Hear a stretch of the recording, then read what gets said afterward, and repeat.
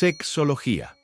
Nosotros afirmamos que la conciencia en el hombre es fuera de toda duda y sin temor a engañarnos, una especie muy particular de aprehensión del conocimiento interior, totalmente independiente de toda actividad mental.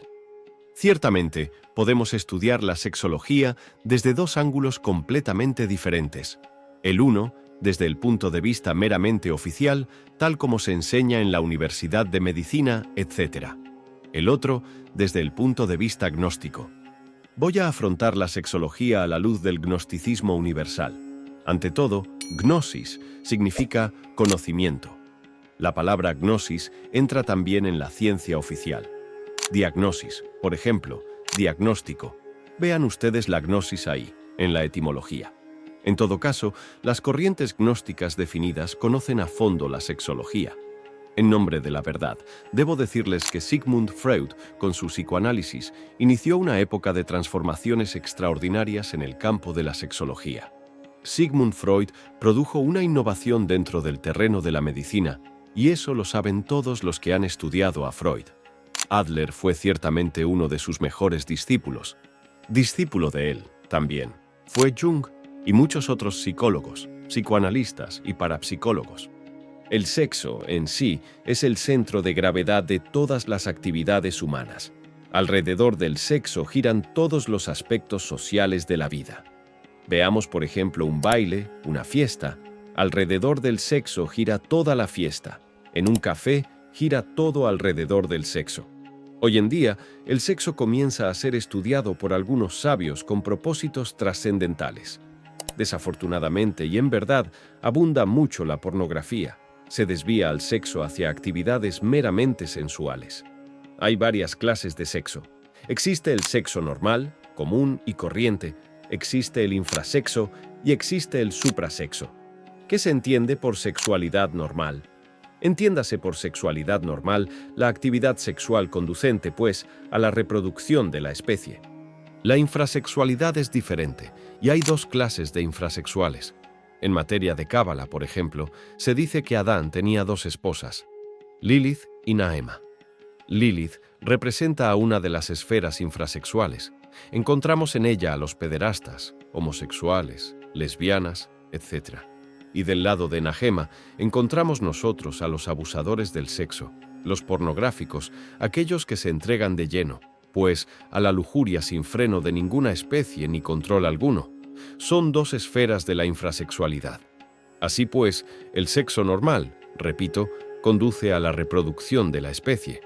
En cuanto al goce sexual, en sí mismo, es un goce legítimo del hombre. Quienes consideran al goce sexual como un pecado, quienes lo califican con algún tabú o quienes tienen la tendencia a considerarlo motivo de vergüenza, disimulo, etc., están totalmente equivocados. El goce sexual, repito, es un goce legítimo del hombre.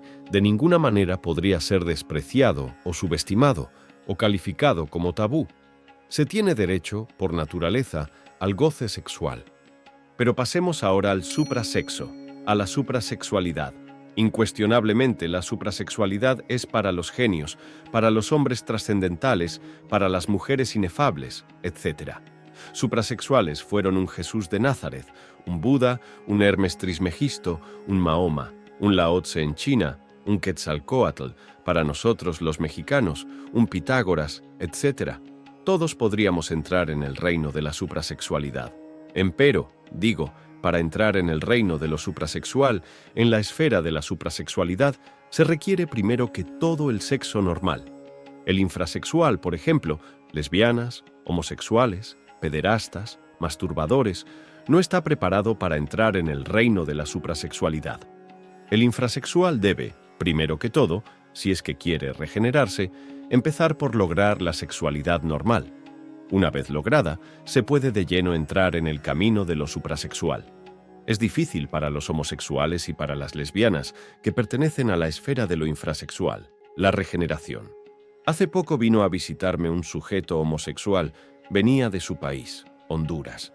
Tal hombre posee una cultura intelectual bastante alta. Se entusiasmó mucho por las ideas revolucionarias de la sexología, tal y como las preconiza el gnosticismo universal, y hablándome con franqueza, Me contó su trágica historia de homosexual. Sin embargo, me manifestó el deseo de regenerarse, de entrar en el terreno de la sexualidad normal y después, posteriormente, meterse por el camino suprasexual. Amigo, le dije, no le queda a usted más remedio que adquirir la sexualidad normal. Usted es un afeminado, pues habrá de comenzar primero por conseguirse una mujer. Consígase una mujer, primero que todo. Cásese, regenérese, adquiera la sexualidad normal, vuélvase un hombre normal. Y el día que usted sea un hombre normal, el día que le gusten las hembras de verdad, entonces estará preparado para entrar en el terreno de la suprasexualidad. Antes no es posible. Hoy por hoy, usted va por el camino de la degeneración. Usted es un degenerado. Bueno, no se ofendió el hombre, francamente, pues yo tenía la razón. Dijo que se iba a conseguir una mujer, que se iba a casar, que iba, verdaderamente, a tratar de volverse de sexo normal, porque él deseaba algún día entrar en las esferas trascendentales de lo suprasexual. Ojalá que el amigo se regenere, ojalá. En otra ocasión vino a mí una lesbiana. Me dijo que quería que la aconsejara, que francamente a ella le encantaban las mismas mujeres, que estaba en un problema gravísimo, que ella gastaba mucho dinero en cierta dama que había por ahí, pero que esa dama le estaba poniendo cuernos, como decimos. Lo cierto es que andaba la dama de sus anhelos por la calle con otras damas y, claro, le provocaba celos. Y sufría aquella lesbiana como si fuera un hombre exactamente. Lloraba, me suplicaba y me pedía consejos como si fuera un hombre. Entre paréntesis, era una vieja horrible, no se lo niego a ustedes. Yo no pude menos que mirarla con un terrible asco. Bueno, le di unos cuantos consejos, le dije que lo mejor era que se regenerara, que se consiguiera un hombre, que entrara por el camino de la sexualidad normal, etc. No sé si aquella pobre vieja se habrá regenerado, no parecía tener muchas ganas de regenerarse, pues estaba demasiado celosa con su dama, celosa con otras damas que acompañaban a su dama. Parecía todo un macho, ni más ni menos. Vean ustedes qué horrible es el camino de la degeneración, el camino infrasexual. Pero no solamente son infrasexuales, en verdad, las lesbianas, los homosexuales, los masturbadores o pederastas, no. Infrasexuales son también los abusadores del sexo, esos que a cada instante, a cada segundo, están cambiando de dama, esos que copulan hasta 10 y 15 veces diarias. Y los hay. Yo los conozco. Sujetos así, indudablemente esos son degenerados, infrasexuales, aunque se crean muy machos, pero lo que tienen es que están degenerados. Entremos ahora en el camino, pues, de la sexualidad normal. La sexualidad normal en sí es hermosa. Se une el hombre a su mujer, se aman, reproducen su especie, viven una vida mesurada, etc. Viven, eso sí, de acuerdo con los intereses de la naturaleza, de acuerdo con la economía de la naturaleza. Cada uno de nosotros es una maquinita, y eso no lo podemos negar, que capta determinados tipos y subtipos de energía cósmica. Cada maquinita, es decir, cada uno de nosotros, después de captar esos tipos de energía cósmica o universal, transforma tales energías automáticamente, subconscientemente y las retransmite a las capas anteriores de la Tierra. Así que la Tierra es un organismo vivo, un organismo que vive de nosotros. No quiero decirles a ustedes que las plantas no cumplan igual función. Es claro que cada planta, según su especie, capta tales o cuales tipos de vibración cósmica que luego transforma y retransmite a las capas anteriores de la Tierra. En cuanto a los organismos de los animales, sucede lo mismo. Ellos captan tales o cuales tipos de energía que transforman y retransmiten a las capas anteriores del organismo planetario. Total, la Tierra es un organismo vivo. Nosotros nos reproducimos incesantemente con la sexualidad normal, y eso es necesario para la economía de la naturaleza. Además, el goce sexual es un goce legítimo del hombre, no es crimen, no es un delito como suponen muchos mojigatos, muchos mentecatos, muchos pietistas, etc. Pero, hoy por hoy, nosotros, con nuestra sexualidad normal, vivimos de acuerdo con los intereses económicos de la naturaleza. Otra cosa es la suprasexualidad, esto es definitivo. Entrar en el terreno suprasexual es entrar ya en el camino de las transformaciones extraordinarias. Federico Nietzsche, en su obra Así hablaba Zaratustra, habla francamente del superhombre. Dice: ha llegado la hora del superhombre. El hombre no es más que un puente tendido entre el animal y el superhombre. Un peligroso paso en el camino, un peligroso mirar atrás. Todo en él es peligroso. Ha llegado la hora del superhombre. Bueno, Hitler interpretó a Nietzsche a su modo. Durante la Segunda Guerra Mundial, hasta el más insignificante policía alemán era un superhombre. Nadie se sentía chiquito en la época de Hitler. En Alemania, todos eran superhombres. Parece que Hitler, aunque con muy buenas intenciones, no supo interpretar a Nietzsche. Yo creo en el superhombre. Francamente se lo manifiesto a ustedes, pero me parece que Hitler erró el camino. Se puede llegar a la estatura del superhombre, mas eso solamente es posible mediante la transmutación de las energías sexuales, y eso pertenece al terreno de lo suprasexual. En todo caso, en el ser humano hay 5 centros fundamentales. Primero que todo, el intelectual, que es el que más utilizan todos ustedes para el estudio. Segundo, el emocional. Tercero, el motor, que está en la parte superior de la espina dorsal. En cuanto al emocional, lo tenemos en el corazón. Cuarto, el centro instintivo, que está en la parte inferior de la espina dorsal. Y quinto, propiamente dicho, el sexual. Repito para que ustedes puedan grabar mejor: intelectual, emocional, motor, instintivo y sexual. 5 centros. Total, que estos 5 centros son fundamentales para todas las actividades humanas. En cuanto al sexual, propiamente dicho, quiero decirles a ustedes que es el centro, pues, alrededor del cual giran todas las actividades humanas. El pensamiento, aparentemente, es muy rápido, pero desgraciadamente es muy lento. Si ustedes van manejando un carro, por ejemplo, y de pronto, en un momento de peligro, se ponen a analizar si deben hacer esto o aquello, adelantarse o atrasar, o retroceder, quebrar a la derecha o quebrar la izquierda, pues vienen a chocar y a tener una catástrofe. El centro motor es más rápido. Uno, cuando va manejando un carro, no tiene mucho tiempo para pensar, actúa velozmente y ya, sale del paso. Pero si en ese momento el pensamiento nos trabara, pues chocaríamos. ¿Cuántas veces uno va manejando un automóvil y resulta que en un momento dado queda indeciso? Si hacia la derecha, si hacia la izquierda, y total, un fracaso. De manera que es muy lento el centro del pensamiento, más rápido es el centro del movimiento, el centro motor. El emocional también es un centro rápido, pero no hay centro más rápido que el centro sexual. Uno, como hombre, ve una mujer, y en milésimas de segundo sabe uno si se complementa con uno o no, si exactamente está de acuerdo con la onda que uno lleva o no. Empero, eso es cuestión de milésimas de segundo. Ustedes como jóvenes lo saben. Ustedes se encuentran frente a frente con una muchacha, pero instintivamente, instantáneamente, saben si está de acuerdo con la onda de ustedes o no. Eso es rapidísimo. De manera que es un centro que permite registrar con rapidez inaudita, pues, al otro polo, es el centro más veloz que nosotros poseemos. Pero entremos en factores un poco más detenidos. Muchas veces, un hombre vive feliz con su mujer, la quiere, sin embargo, nota que algo le falta. Ciertamente, puede suceder que con la mujer que uno esté no se sienta completo.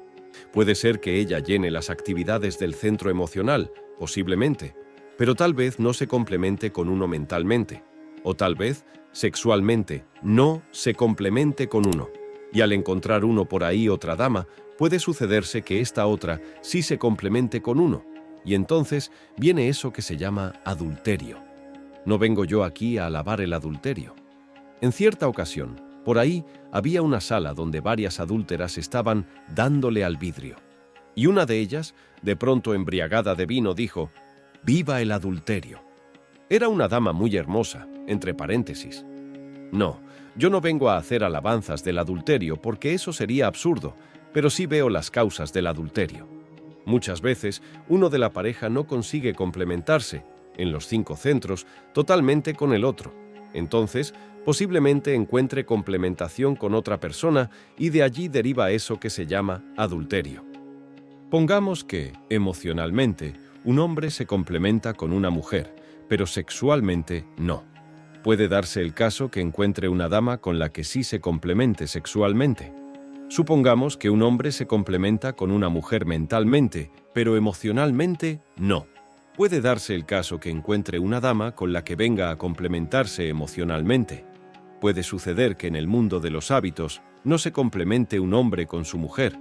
Puede suceder que se encuentre también en el mundo de los hábitos relacionados con el centro motor otra mujer con la que sí se complemente, con la que tenga afinidad. Esa es la causa intrínseca de tantos y tantísimos adulterios que dan origen, pues, a los divorcios. Como les digo, no vengo a alabar el adulterio, porque eso sería absurdo. Ni estoy de acuerdo con aquella dama que gritaba en célebre orgía: ¡Viva el adulterio! No, yo no estoy de acuerdo con eso, mis amigos. Únicamente aquí, con ustedes, en compañerismo, estamos estudiando la cuestión sexual y no podríamos dejar pasar por alto esta cuestión del adulterio. Yo creo que lo mejor para uno, como hombre, es encontrar una mujer que se complemente con uno en lo intelectual, en lo emocional, en el centro motor o mundo de los hábitos, en el centro de los instintos y en el sexo, es decir, la pareja ideal, la pareja perfecta. Y creo, a su vez, también, que lo ideal para una mujer sería encontrar un hombre con el que se complementara totalmente. Entonces, habría verdadera felicidad. Otro de los motivos graves, como para que no pueda existir la felicidad, es la cuestión de los temperamentos. Un hombre de temperamento ardiente es imposible que pueda ser feliz con una mujer que parezca una mole de hielo. Sencillamente no. El hecho mismo de tener que ir a besarla y en el momento del beso se encuentra con que ella no tiene ganas de besos, eso es gravísimo.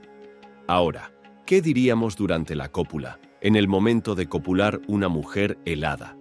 Acuérdense ustedes de aquel libro que se titula Sinoé el egipcio, que lo dieron en película. Resulta que allí habían lugares de momificación en Egipto. Como existían varios lugares de inmundicia donde arreglaban cadáveres para momificarlos, y quienes trabajaban en ese lugar de momificación, pues olían inmundo por doquiera que pasaban.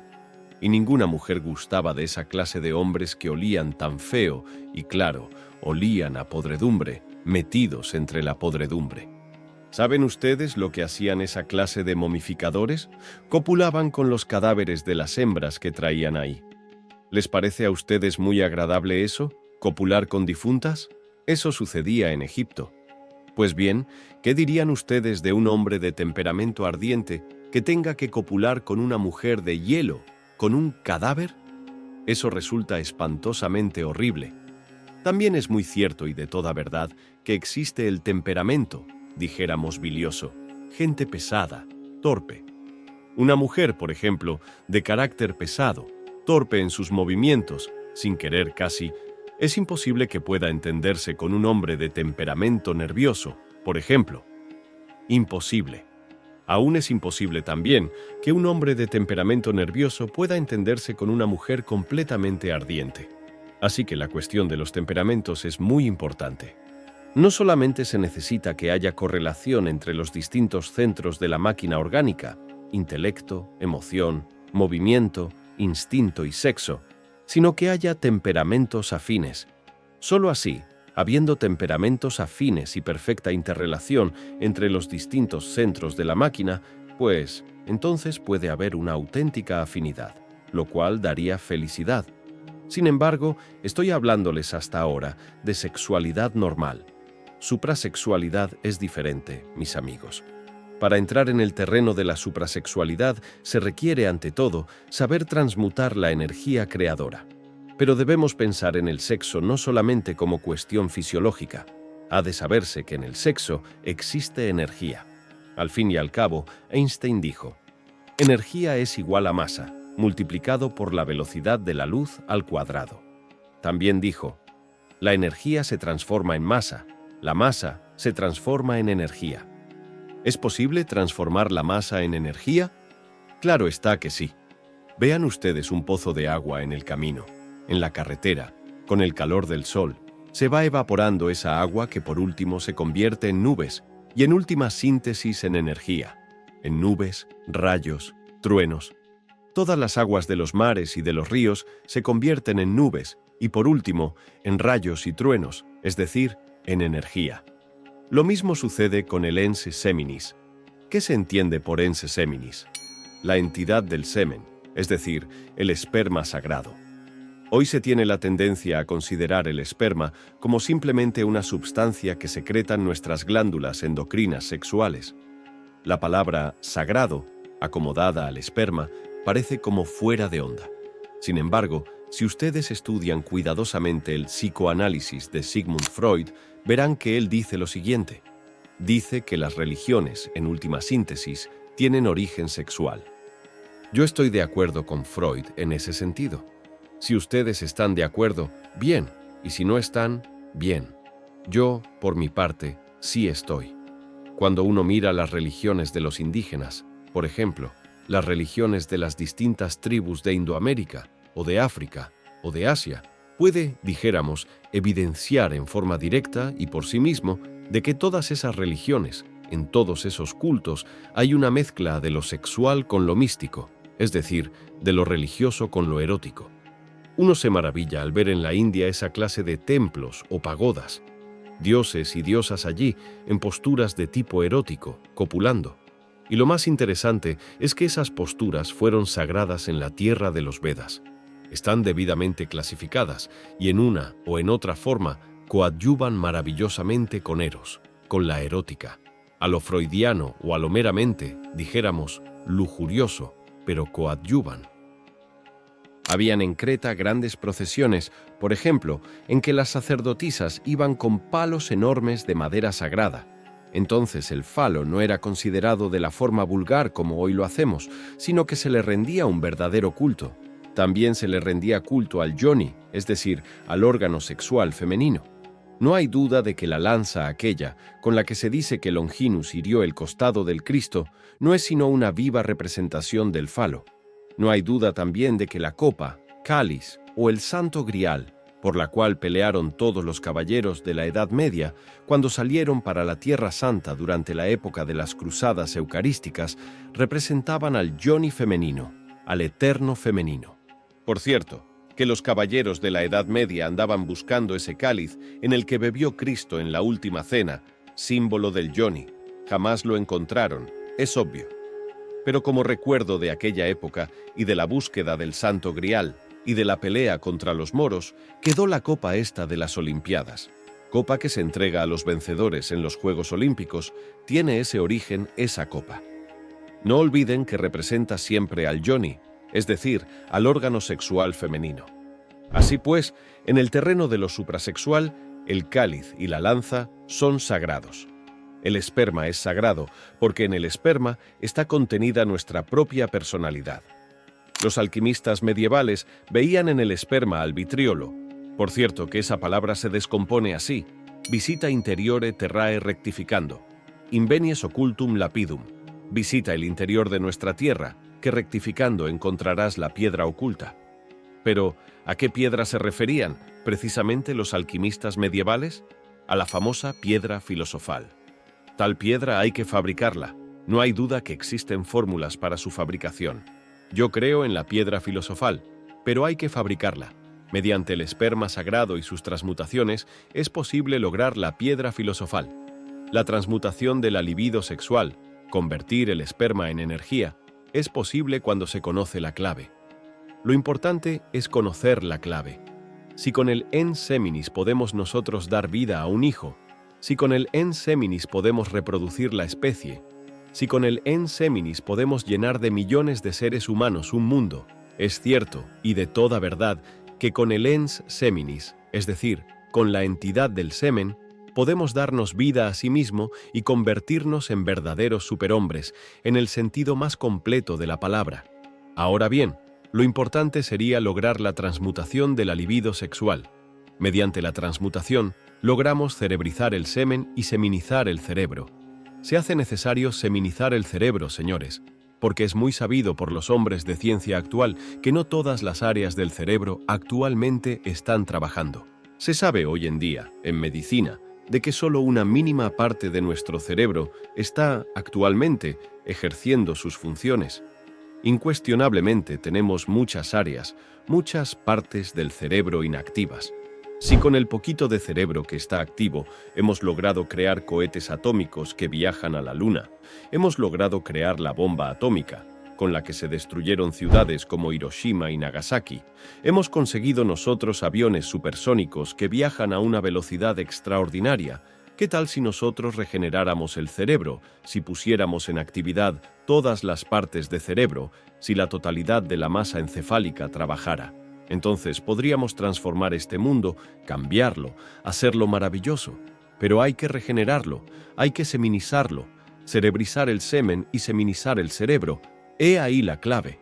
Es posible seminizar el cerebro.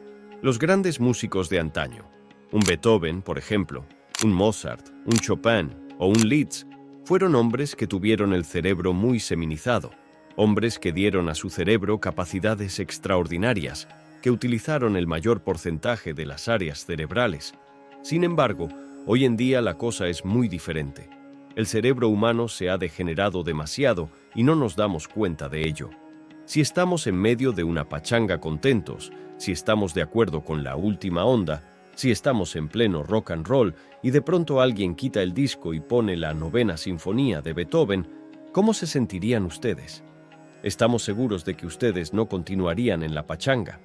¿Qué harían ustedes? Claro, ustedes no irían a insultar al señor de la casa. Naturalmente, no, pero muy decentemente se retirarían, ¿verdad? ¿Por qué? En la Edad Media, por ejemplo, cuando el cerebro todavía no se había degenerado tanto como ahora, la cosa era distinta. Se bailaba puro vals, al compás de la música clásica. En plena comida estaban los músicos, haciendo vibrar las más deliciosas sinfonías. De moda estaban Beethoven y Mozart, Chopin y Liszt. Eso era la Edad Media, señores, pero ahora no estamos en la Edad Media. Si ahora nos salen con una música de esas, en plena pachanga, sencillamente nos despedimos y goodbye. Nos vamos, es claro. ¿Por qué? Porque nos aburrimos. ¿Y por qué nos aburrimos? Seamos analíticos. Aquí estamos para analizar. Sencillamente porque el cerebro está degenerado, hay ciertas áreas que ya no pueden apreciar la buena música. ¿Y por qué se ha degenerado el cerebro? Se ha degenerado, sencillamente, porque nosotros durante varios siglos hemos estado extrayendo de nuestro organismo la entidad del semen. No la hemos extraído únicamente para dar vida a nuevas criaturas, no. La hemos extraído porque nos ha gustado, porque es un gran placer. Eso es todo. Por eso nos hemos dado gusto en la lujuria, en lechos de placer, gozando a lo lindo. Pero el Paganini ha sido el cerebro. Ese es el que ha tenido que pagar el plato. Ahora sucede que muchas áreas no están trabajando. Es posible, sí, regenerarlo. Pero para regenerarlo hay que transmutar la entidad del semen, convertirla en energía. Solo así podríamos cerebrizar el semen. Lo que faltaría aquí, en esta plática, es decir, cómo. Yo tendré mucho gusto en explicarle un artificio muy singular que los alquimistas medievales enseñaban a sus discípulos. El artificio que voy a enseñarles a ustedes también lo enseñaron los hombres de ciencia moderno, como Brown Sequard, en los Estados Unidos. Lo enseñó el doctor Crum Heller, médico coronel de nuestro ejército glorioso mexicano. Lo enseñó también Jung y lo enseñan las escuelas asiáticas del tantrismo oriental. No es una cosecha mía, particular.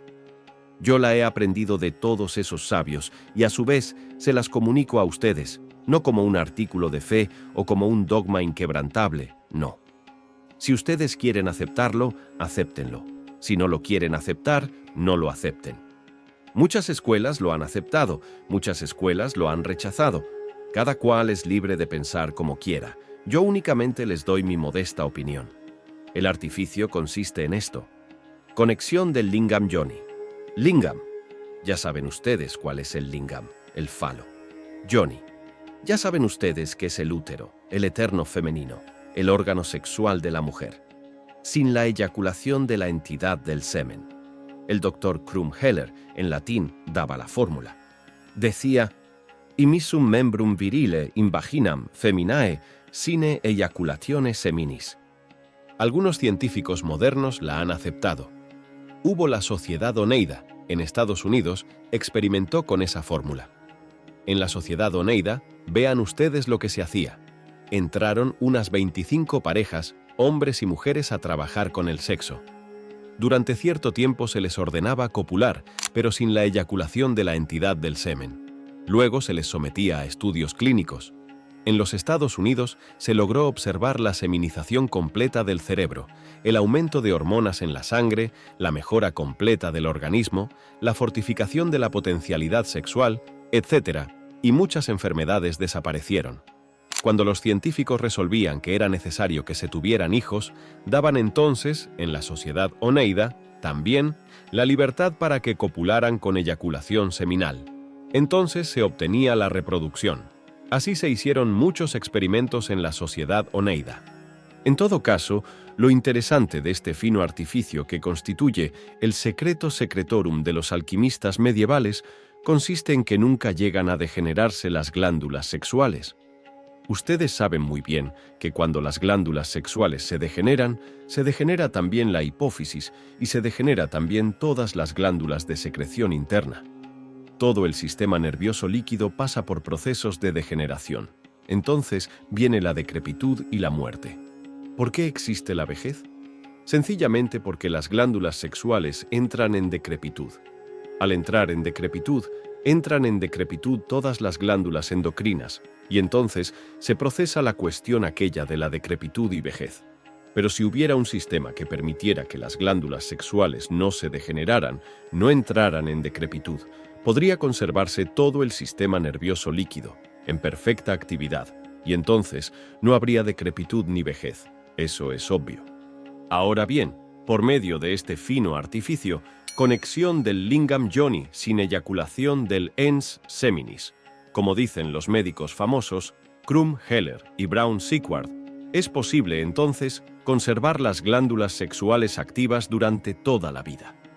Esto significa que un hombre que practicara con tal sistema llegaría a la edad de 90 y 100 años, todavía con capacidad para copular y para gozar libremente del placer sexual, que es un placer legítimo del hombre, que no es un pecado, que no es un tabú, que no debe ser motivo de vergüenza o de disimulo, etc., sino, repito, un derecho legítimo del hombre. Ahora bien, mediante la transmutación de la entidad del semen en energía, se procesan cambios psicológicos extraordinarios, se desarrolla la glándula pineal. Esa glándula estuvo activa en otros tiempos, en tiempos antiquísimos de la historia. Entonces el ser humano poseía aquel ojo del que nos hablara Homero en su Odisea, el ojo de los Lacértidos, el ojo que viera en aquel terrible gigante que intentara, pues, devorarle. Ese ojo de los Lacértidos no es una mera leyenda sin fundamento alguno. Mediante la transmutación sexual, esa glándula se desarrolla, entra en nueva actividad. Allí está ese ojo que le permite aún percibir el ultra de todas las cosas. Nuestro mundo no es solamente de 3 dimensiones, como creen los ignorantes ilustrados. Nuestro mundo existe en una 4ª vertical. Aún más, podemos asegurar con gran énfasis que existe una 5ª vertical, una 6ª y una 7ª. Esto es, que nosotros nunca hemos visto nuestro mundo como verdaderamente es, y no lo hemos visto porque nuestros 5 sentidos están degenerados, nuestra glándula pineal está atrofiada. Existen otros sentidos en nosotros que se hallan completamente degenerados y que son de percepción, pero que están degenerados. Y si nos lográramos regenerar, podríamos percibir el mundo como es, con sus 7 dimensiones. Así que la cruda realidad de los hechos es que mediante la transmutación sexual se puede regenerar la pineal y los otros sentidos que se hallan atrofiados. Así tendríamos acceso a un mundo de conocimientos extraordinarios, así tendríamos acceso a las dimensiones superiores de la naturaleza y del cosmos. Así podríamos ver, oír, tocar y palpar las grandes realidades de la vida y de la muerte. Podríamos aprender, capturar todos los fenómenos cósmicos en sí, tal cual son y no como aparentemente son. Transmutación es la clave, cambiar el esperma, modificarlo en energía. He ahí lo fundamental. Ha llegado pues la hora de comprender todo esto a fondo, integralmente. Si un hombre se propusiera cumplir con esa fórmula tan sencilla, con ese artificio que nos enseñara Brown Sequard, que nos enseñara Krumm Heller y que nos enseñaran los alquimistas medievales, podría decirles a ustedes con gran énfasis y absoluta seguridad que este hombre, a la larga, se transformaría en un superhombre. Todos sentimos la necesidad de cambiar, de convertirnos en algo diferente. Esto es, si no somos reaccionarios, porque el conservador, el retardatario, no desea cambiar. Pero cuando uno es revolucionario de verdad, uno quiere ser distinto, uno quiere cambiar fundamentalmente, transformarse en algo distinto, convertirse en un superhombre, hacer de la doctrina de Nietzsche una realidad. Es posible cambiar mediante la transmutación sexual. La fuerza sexual nos puso sobre el tapete de la existencia y esto no me lo pueden ustedes negar. Nosotros existimos, vivimos, gracias a que tuvimos un padre, gracias a que tuvimos una madre. En última síntesis, la raíz de nuestra propia vida está en la cópula de un hombre y de una mujer. Ahora bien, si la fuerza sexual, si la energía del sexo tuvo poder para ponernos sobre el tapete de la existencia, es obvio que es la única que tiene autoridad, de verdad, para transformarnos radicalmente.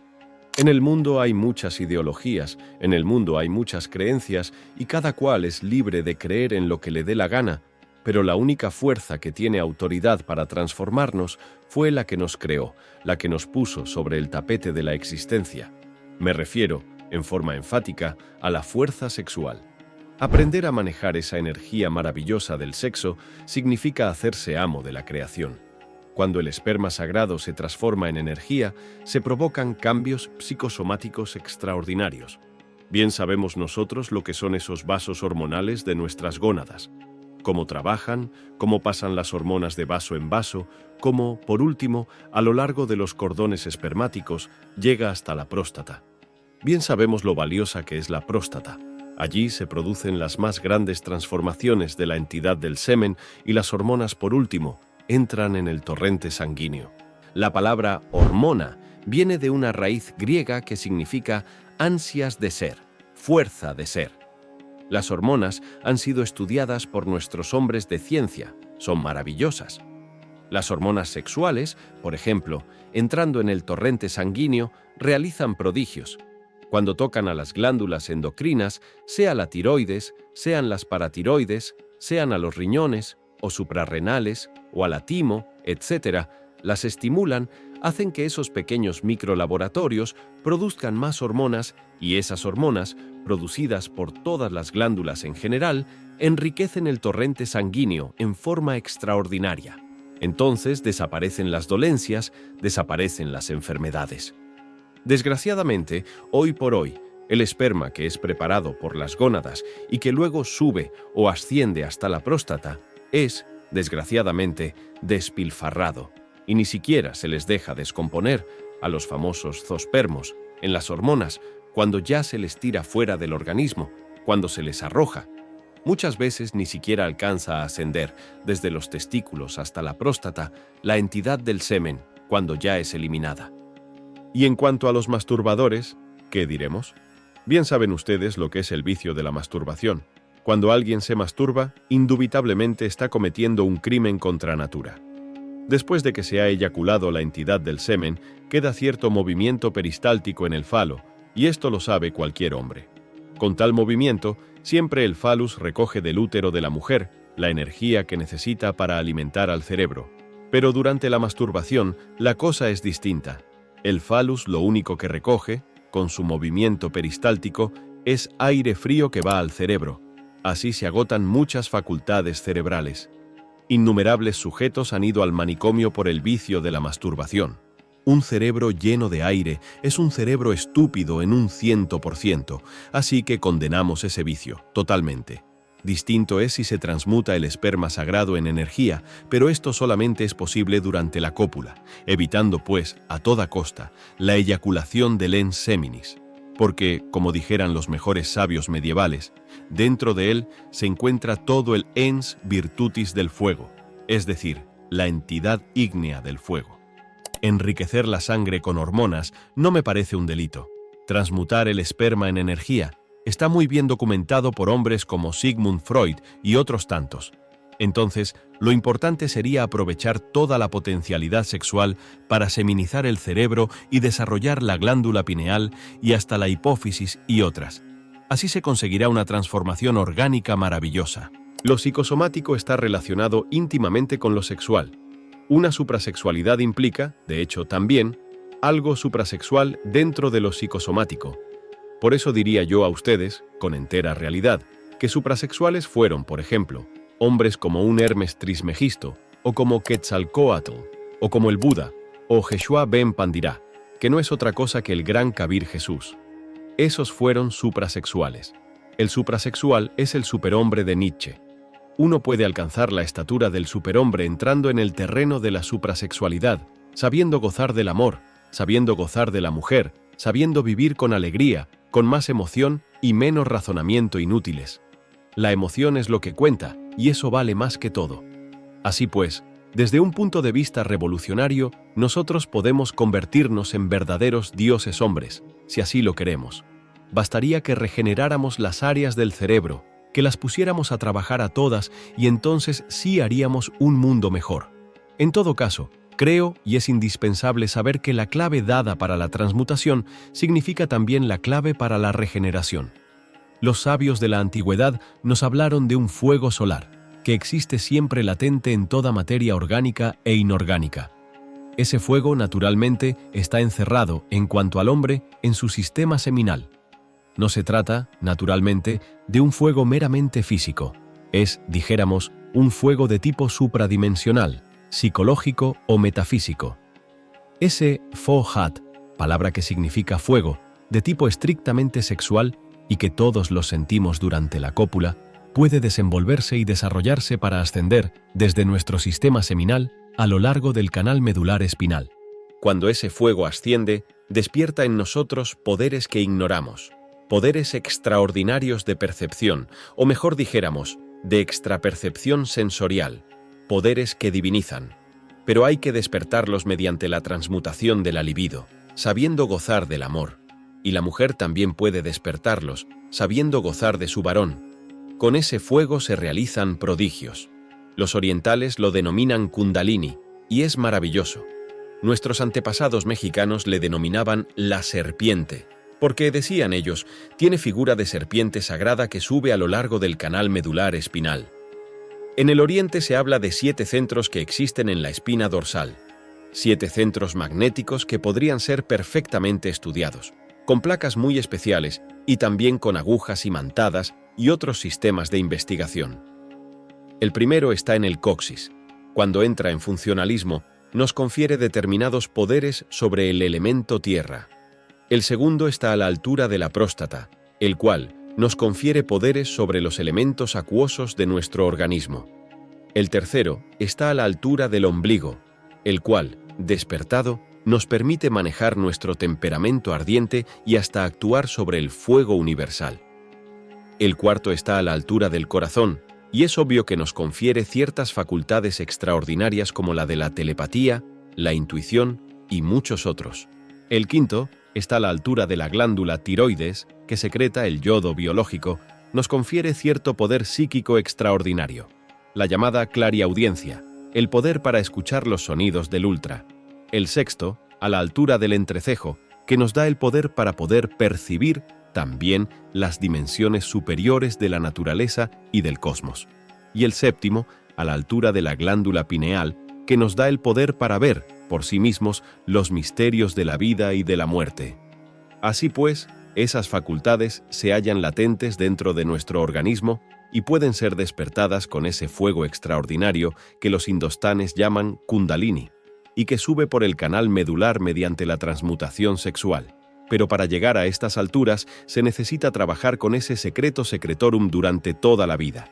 Quien así proceda se transformará en superhombre y podrá penetrar en el anfiteatro de la ciencia cósmica, podrá adentrarse en la universidad de la ciencia pura y resolver problemas que la ciencia oficial todavía no ha sido capaz de resolver. Hasta aquí mi plática de esta tarde, señores. Si alguno de ustedes desea hacer preguntas, puede hacerlas con la más entera libertad. La cópula, como usted dice, ¿Es tratando que haya un producto o evitándolo? Sencillamente, lo único que se busca con este artificio tan sencillo, enseñado por Brown-Séquard y la Sociedad Oneida, es copular sin eyacular la entidad del semen, porque sostienen estos sabios que mediante este artificio se consigue que el esperma sagrado se convierta en energía, de manera que lo que viene a subir al cerebro no es el esperma, porque nos volveríamos locos, sino la energía de ese esperma, que es diferente. Eso se llama transmutación. Puede uno gozar del placer sexual sin debilitarse. Normalmente, uno después de la cópula se siente con cierto asco, pero si uno no eyacula la entidad del semen, después de la cópula le quedan ganas de repetirla 1.000.000 de veces y siempre dichoso, feliz, goza sin debilitarse jamás. Eso está enseñando la Sociedad Oneida en los Estados Unidos. Eso enseñó también Jung, eso enseñó Brown-Séquard, y eso lo están enseñando los mejores sabios, hoy en día, en todos los rincones de la Tierra. Eso es todo. ¿Qué es la entidad del semen? Bueno, cuando se habla de la entidad del semen, nos referimos en forma concreta, exacta, al esperma sagrado, al semen en sí mismo, solo que en lenguaje un poco más delicado, se le dice la entidad del semen. Y aún, un poco más delicado, para que no se espante la gente, se dice el ens seminis. Eso es ya como para que no se espanten. A los tipos que llamamos comúnmente masoquistas, ¿en qué tipo de sexualidad podríamos clasificarlos? Pues, el masoquista tiene cierta similitud con el sádico, solamente que en lugar de maltratar a otros, como lo hace el sádico, y como lo preconizara tan alegremente el Marqués de Sade, pues goza mortificándose a sí mismo en una forma espantosa. Ciertamente, es un infrasexual. Pertenecería, de hecho, a la esfera infrasexual de Lilith, hablando en el lenguaje de los antiguos sabios. ¿Alguna otra pregunta? Todos pueden preguntar con la más entera libertad sobre este terreno de la sexualidad normal. Maestro, Pues, la pareja, hombre y mujer, cuando están debidamente acoplados, sienten el mismo placer.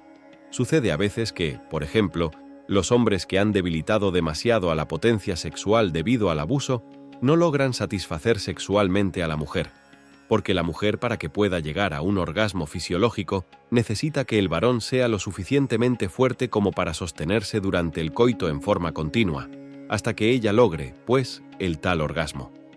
Pero cuando se ha debilitado demasiado la potencia sexual en el hombre, eyacula antes de que la mujer pueda satisfacerse, entonces,